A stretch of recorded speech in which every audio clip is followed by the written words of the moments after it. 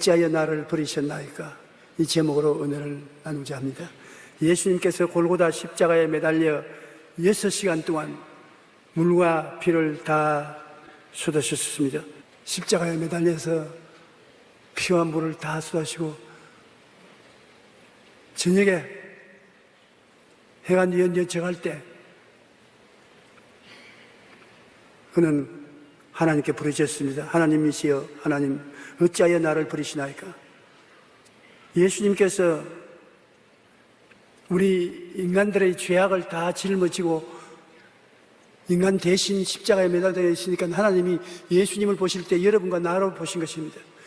여러분과 나의 죄악이 너무 심하기 때문에 하나님이 대화할 수 없어요. 예수님이 우리 대신해서 십자가에 매달렸을 때 죄가 너무나 심각했기 때문에 하나님께서 고개를 돌려버렸습니다. 그리고 3년 반 동안 함께 자고 함께 일어나고 함께 먹고 함께 일한 제자들이 예수님이 십자가에 못 박힐 때 다 도망쳐 버렸습니다. 한 사람도 남아있는 사람이 없었습니다. 더구나 십자가 밑에서 저를 십자가에 못 박으라고 고함고함 치고 몸부림을 치던 군중들은 예수님이 병 고쳐주시고 축복해 주시고 은혜를 베풀어 주신 그 군중인 것입니다. 순식간에 배신을 하고 마는 것입니다. 주님께서 어디로 보나 도울 자가 없었습니다. 하늘을 보니 하나님이 고개를 돌려버리셨지요. 주변에 있는 제자들이 도망쳤지요. 당신이 그렇게 용서하고 치료하고 돌봐줬던 사람들이 손을 휘두르면서 그를 십자가에 못 박으라고 고함을 치고 죽이라고 했지요. 주님이 하나님이신데도 불구하고 사마리아로 오신 그는 그 정황 속에 부딪혀서 의지할 수 없었습니다. 하나님을 향하여 하나님이여 하나님이여 어찌하여 나를 버리시나이까 단식을 한 것입니다. 마가복음 15장 33절로 34절에 제6시가 되매, 6시는 우리 오늘날 시계로 말하면 낮 12시인 것입니다. 온 땅에 어두움이 임하여 제9시까지 계속하더니 제9시에 예수께서 크게 소리 지르되 엘리 엘리 라마 사박다니 하시니 이를 번역한 적 나의 하나님 어찌하여 나를 버리셨나이까 하는 말씀인 것입니다. 희망을 잃어버린 자에게는 삶은 아무 의미가 없습니다. 성경에 꿈이 없으면 백성이 방자에 행한다고 했는데 희망이 없으면 목적도 방향도 없이 허랑방탕하게 살아가지 않거나 그러지 않으면 죽어버린 것입니다. 죄를 짓고 그 죄를 해결할 수 없는 양심의 고통과 괴로움이 극에 달했을 때 어떻게 하는 것입니까? 자살한 사람들이 많습니다. 삶의 의미가 상실해서 더 이상 살 뜻이 없을 때 그건 자살하는 것입니다. 사회 공동체의 버림을 당해서 아무도 인정해 주는 사람이 없이 노숙자가 되면은 그 피란체는 죽음이 피란체인 것입니다. 사람이 죽는 것은 죽음이 사는 것보다 더 좋다고 생각하고 죽음이 피란체가 된다고 잘못 알고서 그 피란체로 들어가는 것입니다. 예수님께서는 우리의 모든 절망을 한 몸에 걸머지시고 청산해버리셨습니다. 그러므로 예수님 안에는 절망이란 오늘날에 있을 수가 없습니다. 예수님 안에 들어가지 않고 인간이 어느 곳에 가도 절망을 피할 수는 없습니다. 희망의 빛이라고는 조금도 없는 어두움의 절망에서 삶은 아무 의미와 가치가 없는 것입니다. 이 세상에 희망이 있을 때 살려고 발버둥 치지 우리의 세상 사는 동안에 희망이 없으면 살 가치도 없고 살려고 하지 않습니다. 제2차 세계대전 중 유대인이라는 이유로 나치의 강제 수용소에서 3년 동안 수감되었던 독일의 유명한 심리학자 빅터 프랭클은 삶의 의미를 찾으라는 책에서 이런 자기 체험을 말했습니다. 그가 갇혀 있던 수용소에서 1944년 성탄절부터 연말까지 한 주일 동안에 사망자의 수가 급격하게 늘어갔었습니다. 병들어서 죽는 것도 아니고 가스실에 끌려가서 가스를 마시고 죽은 것도 아닙니다. 그냥 무리가 되어서 죽어갔습니다. 왜 그러냐면 그들 생각에 크리스마스 때문에 아무리 흉악한 히틀러라도 죄 없는 자기들을 놓아줄 것이라고 생각하는 것입니다. 아무리 유대인을 미워하더라도 죄 없는 유대인들을 갖추어 놓을 수 있겠냐? 크리스마스 전에는 놓아줄 것이라고 희망을 가지고 있었는데 크리스마스가 오고 가도 해방시켜 주지 않았었습니다. 희망을 잃어버렸었습니다. 그러자 순식간에 수용소에 있는 사람들이 때를 지어 죽기 시작한 것입니다. 사람은 희망을 잃어버리면 죽음이 다가오는 것입니다. 희망이 없이 살아갈 수 없는 것이 우리들인 것입니다. 희망을 잃어버리면 절망 속에서 결국 죽음이라는 피난처를 택하게 되는 것입니다. 요즘 생활고를 견디다 못해서 서로 목숨을 끊는 이른바 생계형 자살이 늘고 있습니다. 여러분 신문에도 보셨고 텔레비 뉴스 시간에도 보았을 것입니다. 지난 2월에도 세 모녀가 동반 자살한 사건이 일어났는데 아버지가 암에 걸려 경제적으로 크게 어려워지고 그로 인해 두 딸은 신용 불량자가 되고 생계를 책임지던 어머니마저 팔을 다쳐서 더 이상 생계를 지속하기 어렵게 되자 마지막 집세를 봉투에 넣어놓고 유서만 남긴 채 두 딸이 자살하고 그 뒤를 따라 어머니도 자살하고 비참한 결과를 맺은 것입니다. 아무 곳에서도 도움을 얻지 못하고 먹고 살 길이 막막해지자 결국 죽음이라는 피난처를 선택하게 된 것입니다. 그런데 자살한 사람들의 유서에서 흔히 발견되는 말이 비록 바로 희망이 없다라는 말인 것입니다. 아무리 힘들어도 희망만 있으면 살아갈 수 있습니다. 그러나 희망을 잃어버리면 죽음을 선택하게 되는 것입니다. 우리가 반드시 직장도 없고 병들고 세상에서 버림받은 사람만 절망에 취해서 죽는 것이 아닙니다. 아주 성공한 사람, 자기가 더 이상 올라갈 수 없이 큰 성공을 한 사람도 성공을 해보니 아무것도 없단 말입니다. 성공하고 난 다음에 자살한 사람이 패배하고 자살한 사람과 거의 동등한 숫자가 되는 것입니다.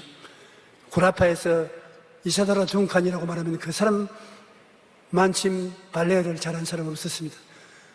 그의 춤을 추면 사람들은 모두 다 그를 바라보고 정신을 잃을 정도였습니다. 그러나 그의 자신을 보면 그가 무대에서 휘황찬 조명을 받고 수많은 사람의 기립박수를 받고 공연을 다 하고 난 다음에 호텔에 돌아왔으면 침대에 자기 몸을 던져놓고 한없이 울었다. 사는 게 뭐냐? 이렇게 춤을 추고 사람들에게 박수를 받아도 그것이 무슨 의미가 있느냐는 것입니다. 마음속에 예수 그리스도께서 와 계시지 않고는 성공했다고 해서 희망이 있는 것이 아닙니다.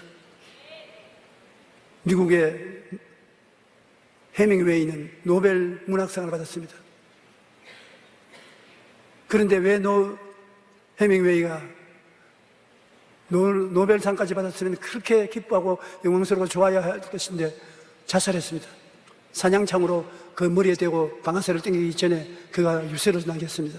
나는 전기의 흐름이 끝이고 필라멘트가 끊어지고 텅 빈 전구같이 너무 인생이 허무해서 살 수가 없다. 꽝 자살하고 마는 것입니다. 톨스토이라는 소련에 나온 위대한 소설가였습니다. 그 톨스토이도 영광의 극치에 도달하고 난 다음에도 너무나 허무해서 살 의미가 없다고 자살했습니다. 그럼 아무것도 없는 사람들도 절망해서 자살하고 다 가진 사람도 그곳에 올라가 보니 아무것도 없더라고 해서 자살하는 것입니다. 사람들은 죄를 숨길 수 없고 양심의 가책이 극에 달해도 자살하고 인생에 의미가 없다고 생각할 때도 자살하고 죽음의 공포에 몰라칠 때도 자살하는 것입니다. 성경에 희망의 횃불을 비추주던 이스라엘의 위대한 선지자 엘리야도 보통 때 자살한 것이 아닙니다. 그가 대적을 하고 있던 원수의 선지자들과 싸워서 이기고 난 다음에 극도의 영광 속에 있어야 될 사람이 그곳에서 자살하려고 한 것입니다. 과로에서 고독함을 느낀 엘리야는 이세벨의 협박에 좌절했습니다. 이세벨은 이스라엘 왕의 이방 여자였습니다. 그가 시집 올 때 이방 신을 가져오고 이방 선지자들을 데리고 왔는데 그들 때문에 이스라엘이 전부 이방 신을 섬기고 타락했을 때 엘리야 한 사람이 야훼의 선지자로서 그들을 대결해 싸운 것입니다. 열왕기상 19장 2절로 4절에 보면 이세벨이 사신을 엘리야에게 보내어 이르되 내가 내일 이맘때에는 반드시 내 생명을 저 사람들 중 한 사람의 생명과 같게 하리라. 그렇게 하지 아니하면 신들이 내게 벌 위에 벌을 내림이 마땅하니라. 엘리야가 이세벨이 데려온 이방인 바알신 선지자 400명, 아세라신 선지자 450명을 다 죽였습니다. 그러니까 복수를 그 이튿날에 꼭 하겠다고 이세벨이 연락을 했습니다. 그가 이 형편을 보고 일어나 자기의 생명을 위해 도망하여 유다에서 간 브알세바에 이르러 자기의 사원을 그곳에 머물게 하고 자기 자신은 광야로 들어가 하루길쯤 가서 한 로뎀 나무 아래 앉아서 자기가 죽기를 원하여 이르되 야훼여 넉넉하오니 지금 내 생명을 거두어 주시옵소서. 나는 내 조상들보다 낫지 못하나이다. 이스라엘에서 엘리야라면 모르는 사람이 없을 정도로 위대한 하나님의 종이요, 그가 기도하면 3년 6개월 동안 비가 오던 하늘에 먹장 구름이 덮고 비를 내리던 그 엘리야, 하나님이 살아계셔서 그를 통해서 역사하는 것이 뚜렷했는데 그가 바알신과 아세라신 섬기는 사람과 어느 신이 참신인지 갈멜산에서 경쟁하고 그가 기도하니까 하늘에서 불이 내리므로 불이 내린 신이 참신이라는 것을 인정받고 그들을 잡아서 기드론 시내가에 내려가서 다 목을 쳐 죽이고 시내로 들어와서 쉬는데 이세벨의 협박 공갈의 전달을 받고 그렇게 낙심할 수가 없습니다. 그런 위대한 사람도 공격을 당하면 낙심하는데 여러분이나 내가 시련을 겪어서 낙심하는 것은 어린애 장난입니다. 사람들이 이렇게 되면 낙심할 것이라고 생각하지만 그보다 더 쉽게 사람들은 낙심하면 자살하게 되는 것입니다. 그래서 엘리야가 과로에 고독했습니다. 그렇게 큰 성과를 거두고 난 다음에도 혼자입니다. 아무도 찾아오는 사람 없습니다. 너무 훌륭하고 위대하니까 사람들이 그를 대하여서 대화를 할 상대로 삼아주지 않습니다. 물론 고독함을 감당하지 못해서 도망을 쳐서 죽기를 원했으나 그가 잠을 자고 있는데 하나님께서 천사를 보내서 물과 떡을 먹이고 마시고 어루만져 주어서 하나님이 그래도 안 버리고 있다는 것을 보여줌으로 말미암아 소망을 회복시켜 주는 것입니다. 절망하는 사람에게는 사랑과 행복을 나누어 줘야 되는 것입니다. 여러분에게는 별 어려운 일이 아닌 것 같아도 절망한 사람에게는 조그마한 소망, 사랑, 이것이 절실히 필요한 것입니다. 적은 위로의 말, 따뜻한 손길 하나가 새로운 용기와 희망을 주는 것입니다. 열왕기상 19장 5절로 8절에 보면은 로뎀 나무 아래 누워 자더니 천사가 그를 어루만지며 그에게 이르되 일어나 먹으라 하신지라. 본적 머리맡에 숯불에 구운 떡과 한 병 물이 있더라. 이에 먹고 마시고 다시 누웠습니다. 낙심해서 보통 일어날 힘이 없는 것입니다. 다시 누웠더니 야훼의 천사가 또 다시 와서 어루만지며 이르되 일어나 먹어라. 내가 갈 길을 다 가지 못할까 하노라 하는지라. 이에 일어나 먹고 마시고 그 음식물의 힘을 의지하여 40주 40야를 가서 하나님의 산 호렙에 이르니라. 조그마한 위로의 말을 한다고 당장 일어나지 못하니까 하나님이 천사를 두 번째 보내어서 또 마시고 또 먹게 하시고 그 다음 또 잠재우는 사람을 깨워 이렇게 해서 어루만져주고 이래서 용기와 힘을 주신 것입니다. 이 세상에서 답답하고 고난에 처한 사람들을 가서 위로하고 돌봐주는 일은 참으로 위대한 일인 것입니다. 왜냐하면 희망을 주기 때문인 것입니다. 절망한 사람에게 위로의 말과 따뜻한 손길이 희망을 주기 때문인 것입니다. 희망에는 힘이 있습니다. 더 좋은 일이 있을 것이라고 기대하는 것, 삶을 긍정적으로 바라보는 것만으로 변화를 가져오기 때문인 것입니다. 캘리포니아 어빈 대학의 루이스 코트샤크 교수는 말기암 환자를 대상으로 조사한 결과 희망을 품고 미래를 긍정적으로 보고 있는 암 환자들은 쉽게 낫기도 하겠거니와 생명이 오래 갔는데, 암이 걸렸는데 희망을 품지 못하고 미래를 긍정적으로 못 보고 우울한 마음을 갖고 있는 환자들은 정신적으로 낙심해서 곧장 죽었다는 것입니다. 도대체 희망이 무엇이기에 질병을 치료할 수 있을까? 이런 질문을 가지고 고민하고 연구했는데 그 해답은 바로 뇌 속에 있다는 것입니다. 하버드 의과대학의 스리니바산 필레이 교수는 두려움, 행복을 방해하는 뇌의 나쁜 습관이라는 책에서 이렇게 말했습니다. 우리가 희망을 품으면 뇌는 희망에 맞는 길을 준비합니다. 그러나 우리 뇌는 어떤 것이 가능하다고 믿으면 희망이 없을 때와 달리 희망이 있는 길로 우리 몸을 다스려 준다는 것입니다.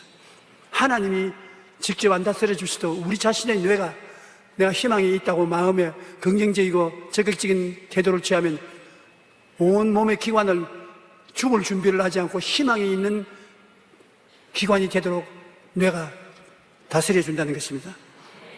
그러면 우리는 언제나 긍정적이고 희망찬 생각을 가득하십시오. 그러면 여러분의 뇌가 희망의 길로 갈 수 있도록 모든 삶을 이끌어 주신다는 것입니다. 예수님께서 이 세상에 오신 것은 아담과 하와 이후로 절망에 취한 우리들에게 희망을 주시기 위해서 오신 것입니다. 예수님의 복음 사명이란 우리에게 율법을 주려고 온 것도 아니고 성자를 만들려고 오신 것도 아니고 좌절하고 절망한 우리들에게 희망을 주시기 위해서 오신 것입니다. 누가복음 4장 16절로 19절에 보면 예수께서 그 자라나신 곳 나사렛에 이르사 안식일에 늘 하시던 대로 회당에 들어가서 성경을 읽으리고 서심해 선지자 이사야의 글을 들이거늘 책을 펴서 이렇게 기록한 데를 찾으시니 곧 주의 성령이 내게 임하셨으니 이는 가난한 자에게 복음을 전하게 하시려고 내게 기름을 부으시고 나를 보내사 포로된 자에게 자유를, 눈먼 자에게 다시 보게 함을 전파하며 눌린 자를 자유케 하고 주의 은혜의 해를 전파하려 하심이라. 주님이 이 땅에 오신 목적은 우리에게 자유와 해방을 주기 위해서 오신 것입니다. 압박과 서러움 속에 몸부림치는 인류를 주님이 오셔서 마귀의 정사와 권세에서 해방시켜 주시고 모든 고통에서 자유를 주시기 위해서 오신 것입니다. 예수님이 하나님이 내게 기름을 부으신 목적은 가난한 자에게 복음을 전하라 하신다. 우리 이 세상 사람들이 모두 다 가난하게 살지 않습니까? 아담과 하와에게 전통받은 땅은 저주가 임하여서 가시와 은거키가 내고 이마에 땀을 흘려 먹고 사는 이러한 어려운 속에 사는 우리에게 축복을 주기 위해서 오셨다는 것입니다. 가난한 자에게 중생하여 하나님의 자녀가 되게 하고 성령 충만을 주시고 병 고쳐주시고 축복을 주시고 재림의 희망을 주심으로 절망에서 소망으로 마음속에 가득하게 차게 만들어주겠다는 것입니다. 그 다음에 예수님이 오신 것은 포로된 자에게는 자유를, 죄악의 포로가 되고 질병의 포로가 되고 절망의 포로가 되고 죽음의 포로가 된 우리에게 주님께서 자유와 해방을 주러 오셨다. 이사야 53장 5절로 6절에 보면 그가 찔림은 우리 허물 때문이요 그가 상함은 우리 죄악 때문이야. 그가 징계를 받음으로 우리가 평화를 누리고 그가 채찍에 맞음으로 우리가 나음을 받았도다. 우리는 다 양 같아서 그릇 행하여 각기 제 길로 갔거늘 야훼께서는 우리 모두의 죄악을 그에게 담당시켰다. 예수님께서 이 땅에 오신 것은 여러분 가난한 자에게 복을 주시고 그 다음에는 포로된 자에게 자유를, 눈먼 자에게 다시 보게 함을 전파하며 눌린 자를 자유케 하고 은혜의 해를 전파하기 위해서 우리 대신 모든 수고하고 무거운 짐을 갚은 것입니다. 여러분 이사야 53장 5절로 6절을 우리라는 말을 내라고 바꾸어서 우리 다 같이 한번 읽어보십시다. 그가 찔림은 나의 허물 때문이요 그가 상함은 나의 죄악 때문이라. 그가 징계를 받음으로 내가 평화를 누리고 그가 채찍에 맞음으로 내가 나음을 받았도다. 나는 양 같아서 그릇 행하여 각기 제 길로 갔거늘 야훼께서는 우리 무리의 죄악을 그에게 담당시켰다. 그럼 이 성경하고 여러분 자신하고 오늘 비교해 보실 때 어떻습니까? 여러분은 옛사람이 완전히 예수를 통해서 옛 모습을 벗어버리고 새 사람이 되어서 여러분은 이제는 허물이 사함 받아버렸고 죄악을 벗어버리게 되고 마음의 축복과 평화를 누리게 되고 병은 나아서 건강하게 되고 영혼이 잘됨 같이 범사에 잘되며 강건하고 생명을 얻되 풍성하게 얻도록 예수님이 십자가에서 다 이루신 것입니다. 그러므로 여러분 자신을 온전하게 알아야 돼요. 여러분 자신을 생각할 때 죄짓고 불의하고 추악하고 버림받아야 마땅하고 무능력하고 아무것도 없는 빈손든 인간이라고 생각했다면 그것은 마귀의 말을 착실하게 들은 사람인 것입니다. 마귀가 여러분에게 와서 자꾸 그렇다고 말합니다. 그런데 예수님이 말한 것을 보면 여러분 어떻습니까? 완전히 자유와 해방입니다. 죄에서 자유를, 허물에서 노연함을, 질병에서 치료를, 저주에서 축복을, 죽음에서 천당을 주님이 주셨으니 여러분은 새 사람이 된 것입니다. 변화된 자기의 셀프 이미지를 가지시기 바랍니다. 자신을 바라볼 때 이 변화된 모습으로 바라봐야 되는 것은 예수님이 십자가에서 여러분을 위하여 그 모든 마귀가 갖다 준 것을 청산해버린 것입니다. 그리스도의 복음에는 자유와 해방이 따른 것입니다. 이는 그리스도 예수 안에 있는 생명의 성령의 법이 죄와 상을 범해서 너를 해방하였습니다. 여러분은 자유와 해방을 누리고 살아야 되기 때문에 여러분 자신이 누군지를 항상 뚜렷이 바라보고 그것에 반대되는 것은 대적해서 물리쳐버려야 되는 것입니다. 주님은 우리 눈먼 자에게 다시 보게 한다고 말했는데 주님을 모시면 죽은 영이 살아나서 하나님을 바라볼 수 있게 되고 우리 영적으로 하나님을 바라보고 나를 바라보면 예수를 통해서 중생한 나를 깨달아 알 수가 있게 되는 것입니다. 눌린 자를 자유케 한다는 것은 마귀는 여러분을 언제나 붙어 다니면서 회방을 하다가 여러분을 올라타서 누르고 좌절과 절망과 우울증에 떨어지게 만드는 것입니다. 그런데 사람들이 마귀에게 눌리면 스트레스를 받아서 온갖 병이 다 생기는 것입니다. 우리 병은 거의 100%가 마귀의 누름을 당해서 스트레스를 받아서 병이 되는 것입니다. 그런데 주님이 오시면 이 마귀의 스트레스에서 해방시켜주기 위해서 왔다는 것입니다. 주님께서 제자들에게 말씀하기를 내가 너에게 배암과 정갈을 밟으며 원수의 모든 능력을 제어할 권세를 주었으니 너희를 해할 자가 결단코 없으리라고 말하는 것입니다. 이런 것을 알아야 돼요. 여러분은 마귀를 내어 쫓을 수 있는 능력을 가지고 있는 것입니다. 그러면 마귀에게 억압을 당할 때 그대로 참아서는 안 돼요. 내가 쫓아야 돼요. 하나님이 주신 것을 우리가 사용하지 않으면 소용이 없게 되는 것입니다.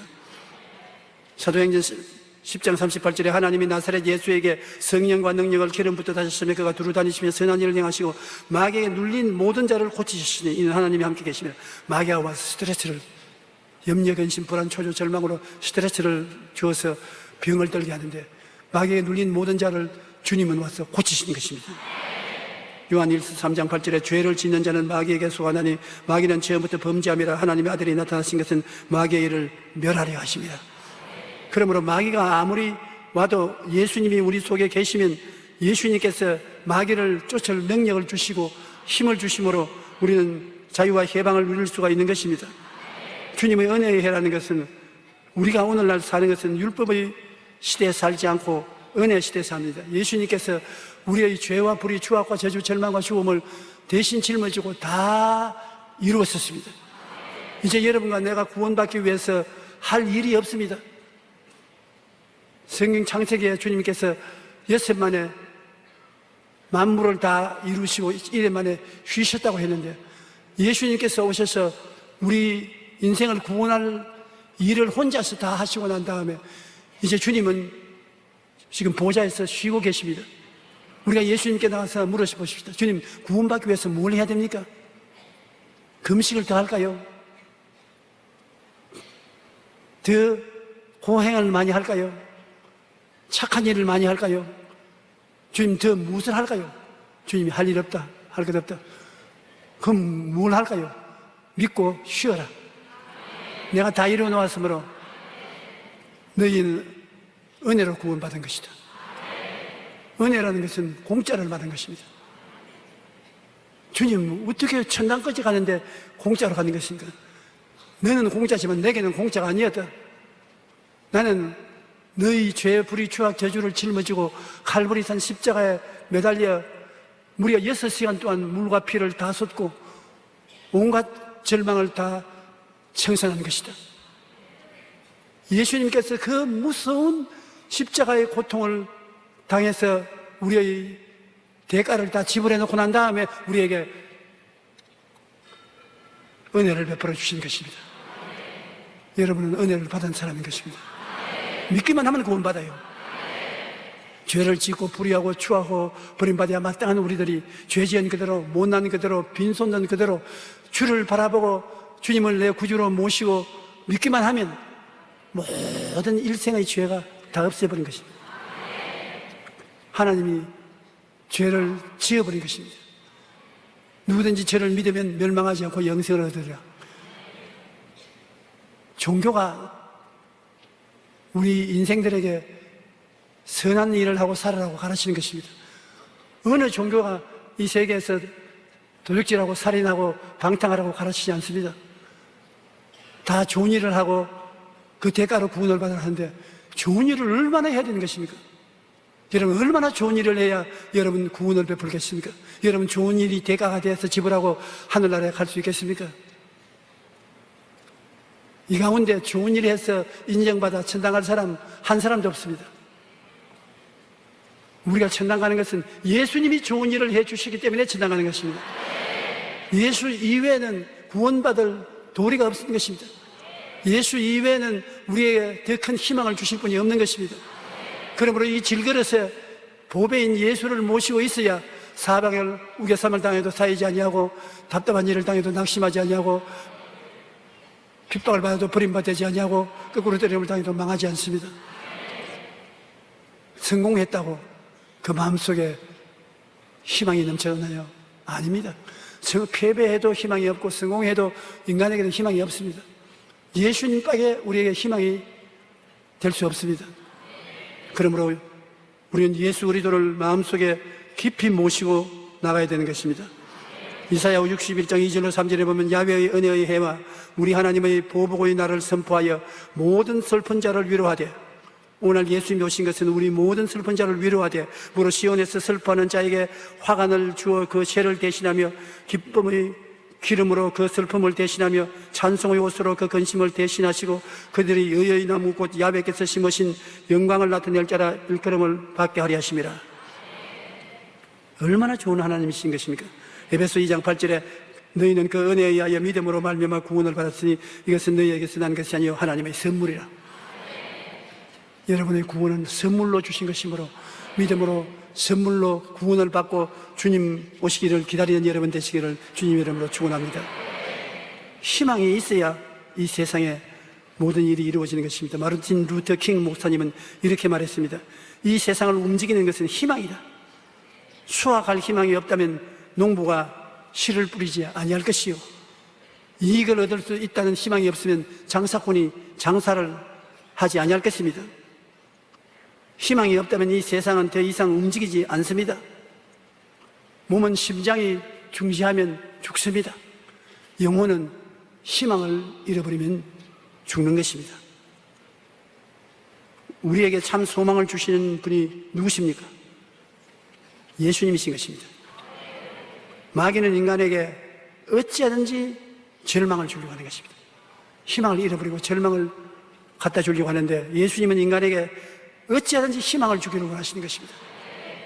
여러분이 못났고 사람들에게 버림받았더라도 주님은 희망을 주시기를 원하시는 것입니다.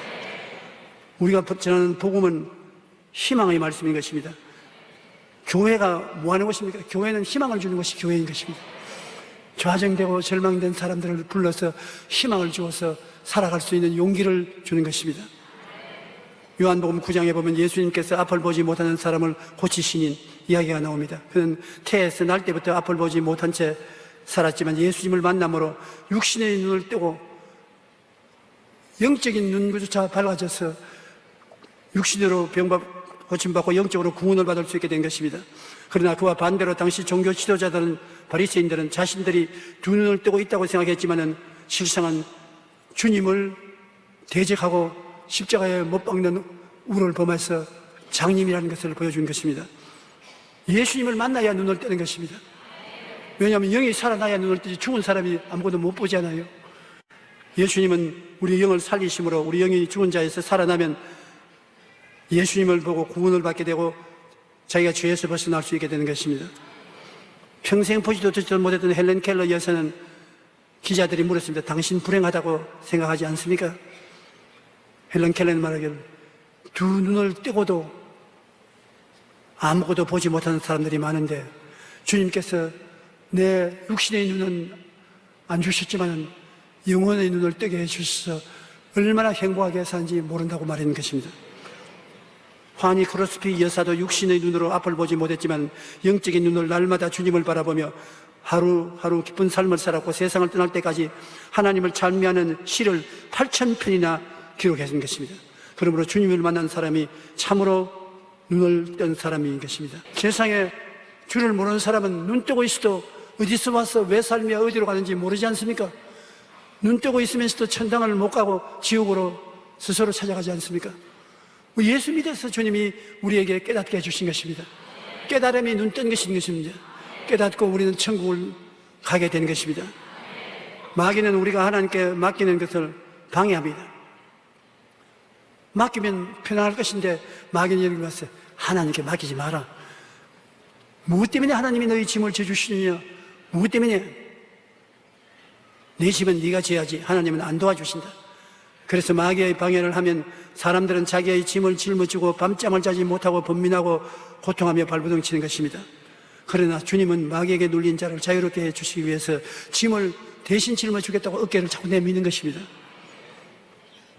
여러분, 제가 어릴 때 경상남도 울주군 산남면 교동리 31번지 그 시골 골짜기에서 살 때는 지금과 너무나 달랐습니다. 우리는 자동차를 구경을 못했습니다.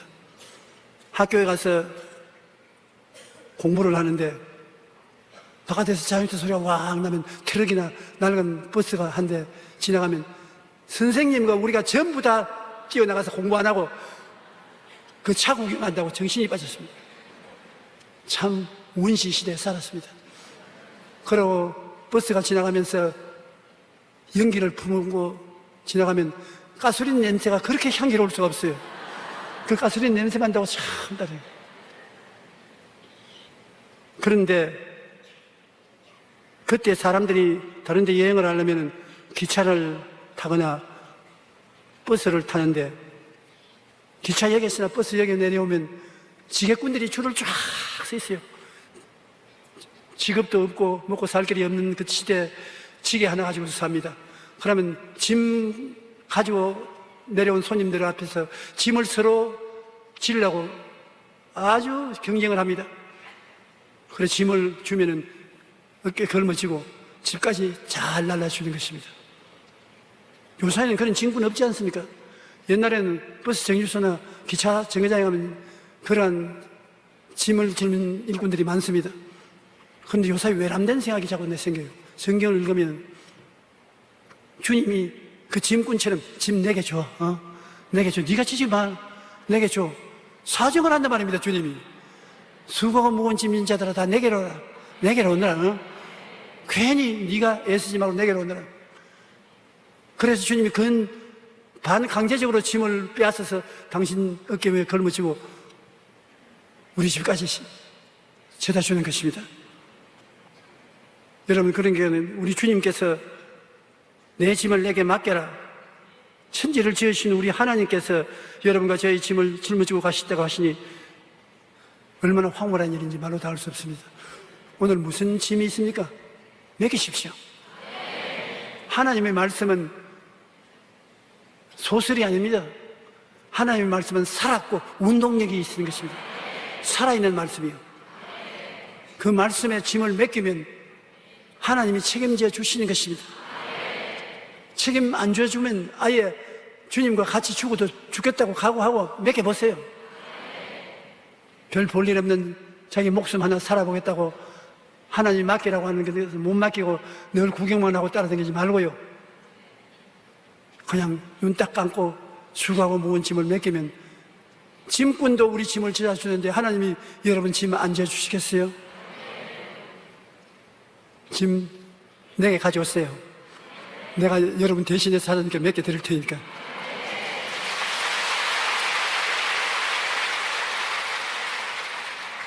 주님께서는 마지막 끝까지라도 여러분에게 희망을 주어서 살리려고 하는 것입니다. 이 세상에 태어났으니 주님께서 이 세상에서 영혼이 잘 되고 범사에 잘 되며 강건하게 살다가 천당 올라오라는 것입니다. 천당은 이루 말할 수 없이 좋은 곳이요, 지금 걱정할 필요 없습니다. 우리가 믿고 발버둥 치는 것은 이 땅에 사는 이 생명조차도 주님이 희망을 가지고 사람답게 살다가 올라오라는 것입니다. 이 땅의 희망을 저버리면 안 되는 것입니다. 천당에 가서 잘 사는 것 물을 필요 없어요. 나는 여러분에게 안 물어봐줘도 자랑할 수 있는 것은 천당에 우리 집 굉장히 좋습니다. 오시면 놀러 오십시오.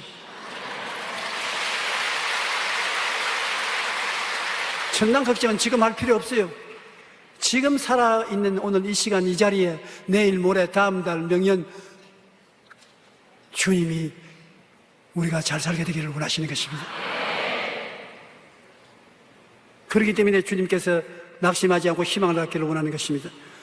오 헨리가 쓴 마지막 입새라는 소설에 보면 삶에 대한 희망을 참 깊게 잘 설명해 놓은 것입니다. 뉴욕의 그리니치 빌리에 존 씨라는 여인이 살았는데 그는 병이 들어서 나날이 여백하고 죽어가고 있었습니다. 사람들이 말하기를 창문을 열면 저쪽 이웃집에 담벼락에 능굴이 걸려있어요. 그걸 뭐랍니까? 능굴에 여러 가지 불이 많이 붙은 담장의 능굴. 담장의 능굴이 있는데 가을이 되어 가니까 한 입, 두 입 떨어집니다. 그러니 그는 침대를 창문가에다 갖다 놓고 앉아가 보면서 저 마지막 잎새가 떨어지면 내 죽는 날이다. 그래서 하나가 떨어지면 기운이 또 떨어지고 두 개가 떨어지면 또 기운이 떨어집니다. 네, 그 같은 아파트에 나이 먹은 화가가 있었어요. 그림을 그리는 화가가 있었는데 그 화가가 이 말을 듣고 하루 저녁에 보니까 폭풍우가 불었어. 막 천둥이 치고 비바람이 부는데 이 병든 여인은 생일을 내일 아침이면 내가 창문을 열고 보면은 담장의 냉물에 마지막 잎사귀가 떨어지고 없을 것이다. 그때가 나의 죽는 날이다. 그런데 이 화가는 아유 내일 아침이면 마지막 잎사귀가 떨어지겠구나. 큰일 났다.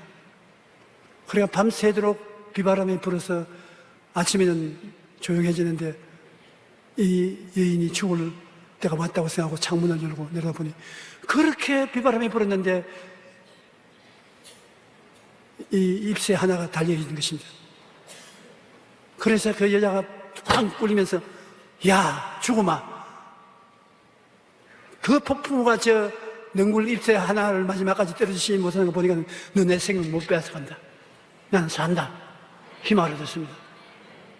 그 여자 순식간에 생기가 돌아오고 병이 물러가고 건강해지는데 그와 동시에 며칠 만에 그 아파트에 있는 화가가 급성폐렴이 걸려서 죽었습니다. 그 왜냐? 거의 벗어놓은 옷이 흙에 묻어있고 물에 젖어 있었습니다. 밤새도록 밖에 나가서 마지막 잎새를 그리는 것입니다. 그래서 묶어서 바람에 안 날아가도록. 그런 동안에 폐렴이 걸려서 죽었습니다. 그는 한 여인을 살리기 위해서 끝까지 마지막 잎새를 그림으로 그려서 담장에 있는 걸로 벽에다가 붙여놓은 것입니다. 나는 이것을 읽을 때 한 생명을 살리기 위해 거센 비바람 속에서 자신의 생명을 바친 마지막 잎새를 그린 그 화가가 우리 예수님으로 착각을 할 때가 많습니다. 여러분, 우리는 실망하고 좌절하고 절망하는 인간으로 마지막으로 죽을 수밖에 없었는데 주님이 십자가에 매달려서 우리를 위해서 자기 생명을 마지막까지 준 그것을 생각할 때 한 생명을 살리기 위해 밤새도록 세찬 비바람을 맞으며 그림을 그린 그 베어만이라는 화가와 같이 예수님은 자기 생명을 내버리고 여러분과 나를 위해서 구원의 길을 열어주신 것입니다. 우리는 예수 그리스도의 얼굴을 쳐다보고 그 속에서 희망을 얻어야만 되는 것입니다. 예수님 없으면 우리는 어디에든지 희망을 얻을 수가 없어요. 그러나 예수님을 바라보면 희망을 얻을 수 있는 것은 예수님은 사람을 외모로 보지 않습니다. 여러분이 어느 훌륭한 집안에서 태어났느냐, 얼마나 공부를 많이 했느냐, 어떤 학위를 가지느냐, 어떤 백을 가지고 있느냐, 이런 것 주님 묻지 않습니다. 죄를 짓고 불의하고 추악하며 못나고 남도 자기도 인정하지 못하는 노숙자라도 예수님은 당신에게 오면은 품에 품고 그 대신 모든 죄와 불의, 추악과 저주를 짊어져 주시는 것입니다. 너희 수고하고 무거운 짐은 내가 다 맡겠다. 제발 너는 구원을 받고 잘 살아다오. 주님이 여러분 보고 사정을 하는 것입니다. 제발 잘 살아다오. 천당은 내가 준비한다. 너희는 마음에 근심하지 말라. 하나님을 믿으니 또 나를 믿어라. 내 아버지 집에 있을 곳이 많도다. 내가 너희를 위해서 처소를 예비하러 가느니 가서 처소를 예비하면 다시 와서 나 있는 곳에 너희도 함께 있게 하겠다. 천당은 오케이요. 걱정하지 마세요. 이미 주님이 다 이루어놓은 것입니다. 주님은 제발 이 땅에 사는 동안에 병신같이 살지 말라. 죄를 짓고 불의하고 추악하고 버림을 받아야 마땅하지. 그렇게 살았지 않냐? 마귀가 너에게 죄의 사슬을 묶고 허물 사슬로 징징통이 메고 병들게 하고 저주받아 가난하고 헐벗게 하고 죽음의 공포 속에 떨게 만들고 있지 않느냐? 그곳에서 벗어나서 영혼이 잘되고 범사에 잘되며 강건하고 생명을 얻되 풍성하게 얻고 머리가 되고 꼴이 되지 않고 위에 꽈리 내려가지 아니하고 남에게 꾸어줄 짓을 꾸지 않는 삶을 살아라. 그렇게 살아다오. 주님은 어떻게 그렇게 삽니까? 십자가에서 내가 다 이루었다는 말 귀에 들리지 않냐? 내가 다 이뤄놓았으니까 이제는 믿음으로 강하게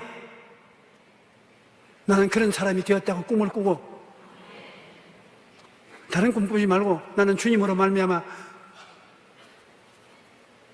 영혼이 잘됨 같이 범사에 잘되며 강건한 전인 구원을 받은 사람이 되었다는 것을 항상 꿈꾸고 그러고 믿고 그러고 시인하라. 너는 복받은 사람이다. 용서받은 사람이다. 축복받은 사람이다. 너는 건강한 사람이다. 너는 잘 된다. 그렇게 말하고 기도하고 찬송을 부르고 나가면 이 땅에 사는 동안에 주님을 기쁘시게 하도록 하는 것입니다. 주님께서는 성경에 말하기를 너희는 항상 모든 일에 모든 것이 넉넉하여 모든 착한 일을 넘치게 하려 함이라고 말한 것입니다. 다른 사람 앞에 손가락질을 받는 사람이 되지 말라는 것입니다. 오늘 우리는 그렇게 될 수가 있습니다. 왜냐하면 예수님을 바라보고 소망을 얻기 때문인 것입니다. 소망을 얻어 여러분 마음에 꿈을 품으면 꿈이 여러분을 이끌고 가는 것입니다. 여러분이 꿈을 이루지 않습니다. 여러분 꿈 못 이룹니다. 그러나 예수님이 여러분 속에 계시면 꿈을 꾸게 되는 것입니다. 주님이 우리와 같이 계시니 꿈을 꾸지 않을 수가 없습니다. 주님이 주시는 꿈을 마음속에 받아들여 꿈을 꾸고 살면 꿈이 여러분을 이끌고 가는 것입니다.